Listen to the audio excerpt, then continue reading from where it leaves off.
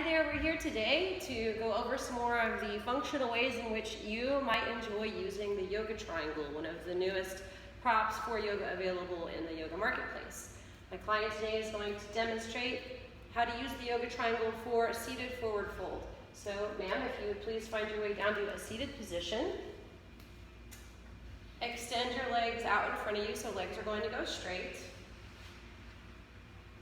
Bend your knees enough to where you can slip the triangles underneath either knee. We have the balanced side of the triangle facing down. Do you feel the triangle making full contact with the back of your legs? Yes. Wonderful.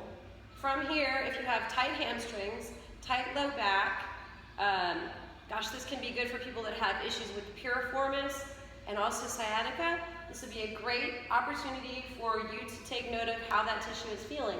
And then in traditional yoga class, this would be called seated forward fold. So we're going to have our guest here take an inhale, lifting through the spine. On the exhale, she'll hinge forward from the hips and reach for her feet.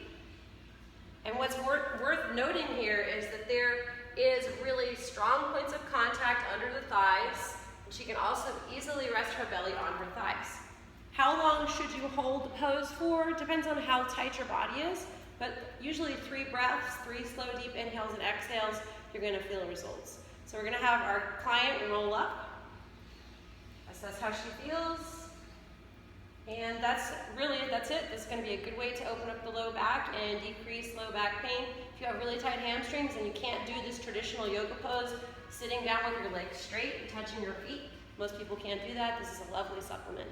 Thank you so much for tuning in. If you have any questions, comments, or feedback, let us know. www.theyogatriangle.com.